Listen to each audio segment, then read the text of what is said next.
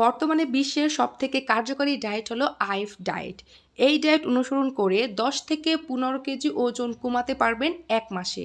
If ডায়েটে কি ধরনের খাবার খেতে পারবেন এবং কি খাবার খাবেন না, আইএফ ডায়েট কি, এই সব বিষয় বলে দিব এই ভিডিওতে।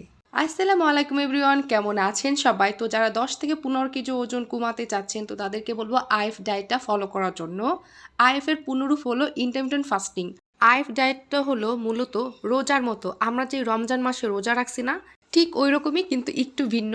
দিন রাত মিলে হচ্ছে 24 ঘন্টা, তাই না?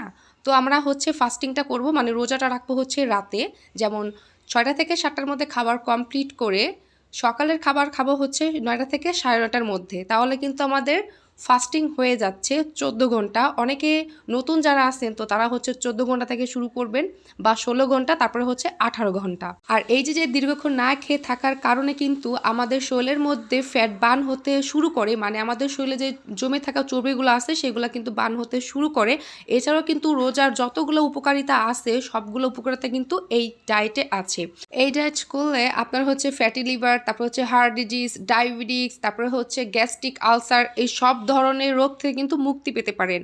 14 ঘন্টা ফাস্টিং চলাকালীন আপনি কিন্তু হচ্ছে পানি খেতে পারবেন, পানির সাথে একটু হিমালয়ান পিঙ্ক সল্ট মিশাতে পারেন, তারপর হচ্ছে ডিটক্স ওয়াটার খেতে পারেন। আইএফ ডায়েটে আপনাকে 4বার মিল দেওয়া হবে, মানে 4 বেলা আপনাকে খেতে দেওয়া হবে। এই ডায়েট চলাকালীন শর্করা জাতীয় খাবার কম খেয়ে চর্বিযুক্ত খাবারকে বেশি প্রাধান্য দেওয়া হয়। আইএফ ডায়েটের ফুল ডায়েট চার্টের ভিডিওটা যদি চান, মানে আপনি সকালে কখন উঠবেন, কি এক্সারসাইজ করবেন, কি ধরনের খাবার খাবেন, সকালে বিকালে দুপুরে খাবারগুলো কেমন হতে পারে, এই সব বিষয়ে যদি ভিডিওটা চান, তাহলে কিন্তু অবশ্যই আপনাদের সাথে শেয়ার করব।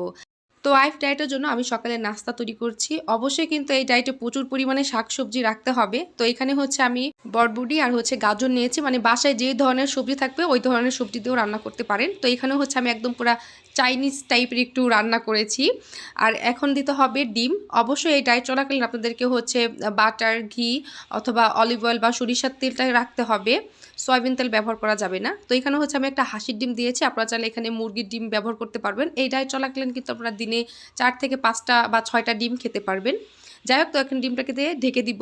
আর এই ডায়েট ফলো করে আমি কিন্তু 1 মাসে 10 কেজি ওজন কমাইছি।